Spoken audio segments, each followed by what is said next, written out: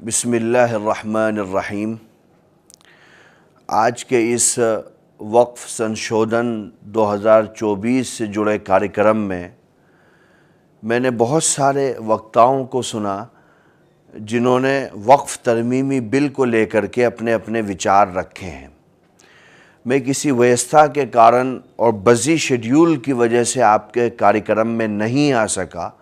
मैं वर्चुअली आपको एड्रेस कर रहा हूँ। 2-3 बिंदुओं पर एक्चुअली बात करना चाहता हूँ।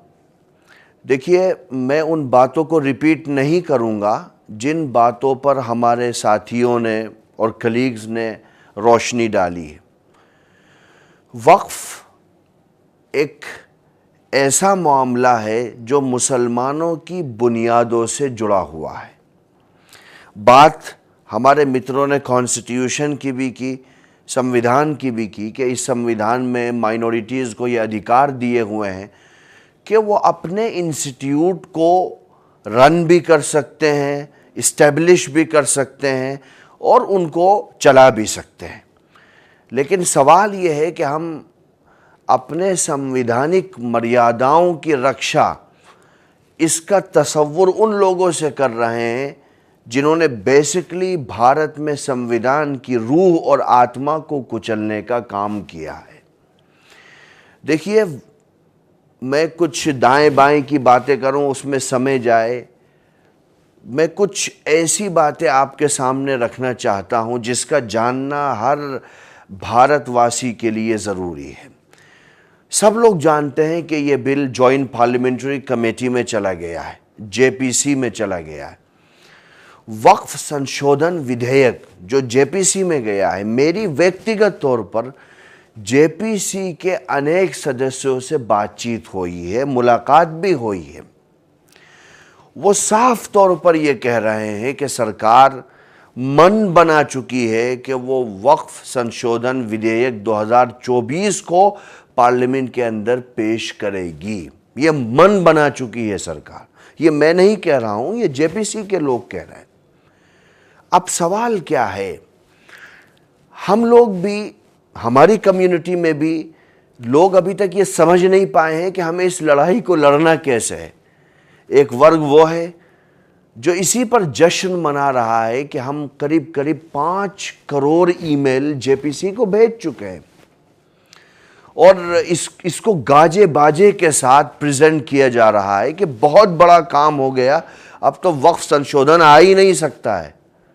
अरे साहब, भारत के लोकतांत्रिक व्यवस्था में पार्लियामेंट सुप्रीम है कोई भी कानून बनाने के संबंध में।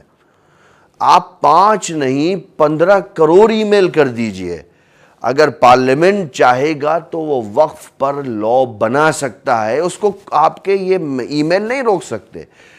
ये एक जागरूकता ज़रूर बताते हैं, प्रेजेंट करते हैं, लेकिन अगर कोई ये समझे कि यही काम है, इसके अलावा हम जंग जीत चुके हैं, तो ये बहुत बड़ी बेवकूफ़ी और नादानी होगी। Supreme, constitutionally supreme law making power parliament के पास है। और जेपीसी में कितने मेंबर हैं साहब?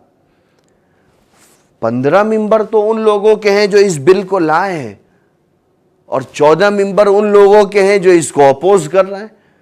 कल अगर वो मेजॉरिटी अपनी रखें तो 1 वोट से मेजॉरिटी तो वहां भी उनको प्राप्त है। अब सवाल यह है कि करना क्या है। क्या सिर्फ रेजोल्यूशन पास करने से? आप लोगों ने कार्यक्रम किया, मैं बहुत उसकी कदर करता हूं, लेकिन क्या ये कार्यक्रम, क्या हम 10-15 लोग या 100 लोग एक रेजोल्यूशन पास कर देंगे और सरकार को दे देंगे और ये कहेंगे कि साहब हम इसको नहीं मानते? अरे भाई, हम तो पहले से कह रहे नहीं मानते, लेकिन वो आ तो गया ना बिल, अभी जेपीसी में है, कल वो पास भी हो जाएगा। अब इसमें 2 काम करने हैं पूरी कम्युनिटी को, और ये लड़ाई आने वाली नस्लों की, आपकी रिलीजियस आइडेंटिटी, डिग्निटी, इंटीग्रिटी की है। काम सिर्फ उन स्टेट में होना है बेसिकली, वैसे काम पूरे मुल्क में होना है, लेकिन बेसिकली उन स्टेट में काम होना है जहां पर वो पॉलिटिकल पार्टीज जीत करके आई हैं जिनकी बैसाखियों पर ये सरकार टिकी हुई है। आप क्यों नहीं पूछते नीतीश कुमार साहब से कि आपको तो मुसलमानों ने वोट किया है, आप अगर बिहार में 2005 से सत्ता में हो तो मुस्लिम वोट के बगैर आप सत्ता में नहीं रह सकते हो। क्यों नहीं आप चंद्रबाबू नायडू साहब को पूछते, क्या मुसलमानों ने आपको वोट नहीं किया है? आप क्यों नहीं इन राज्यों में एक आंदोलन खड़ा करते हो, लोगों को बताते हो?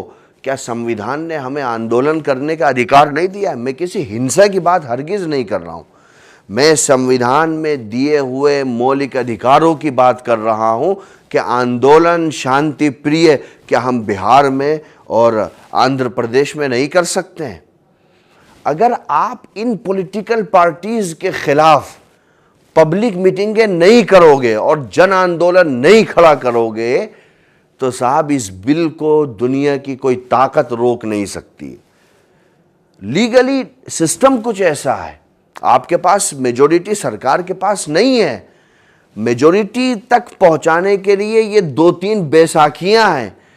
मैं इसीलिए कहता हूं कि आप जाइए, बात करिए, वहां के बिहार के मुसलमानों को कहता हूं, आंध्र के मुसलमानों को कहता हूं, आप बात करो जा करके, आप पकड़ो कि साहब हमारा वोट आपके साथ जुड़ा हुआ है, आप किस तरीके से संविधान की रूह को कुचल रहे हो। वरना ये पॉलिटिकल पार्टीज के प्रेसिडेंट कहें आकर के कि हाँ हम संविधान को नहीं मानते हैं और हम भारत के संविधान को पैरों तले रौंद रहे हैं। अगर ऐसा नहीं हो सकता तो आप ये सब छोटी मोटी मीटिंगों से और आपके रेजोल्यूशन पास करने से और 2-4-6 करोड़ ईमेल करने से कुछ नहीं होगा। आप जाओ जेपीसी के लोगों के साथ मीटिंग करो तो पता चलेगा कि बात कितनी आगे चली गई है और समय कितना कम है। वो तो ले आएंगे उसे, आपके जो सेशन होगा वो उसी सेशन तक का समय है, उसके बाद वो समय भी ख़त्म हो जाएगा। इसलिए मैं विस्तार से नहीं जाऊंगा, मैं उसमें नहीं जाऊंगा कि इस क्लोज में अपन आपत्ति है, इस क्लोज में नहीं है।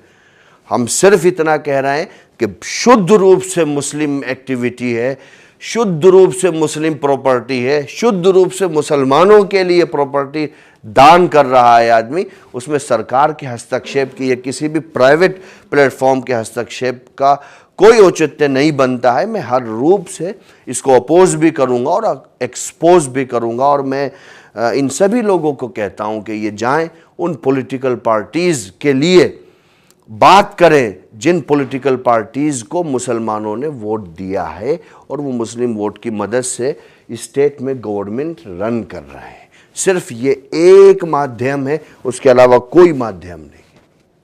Thank you.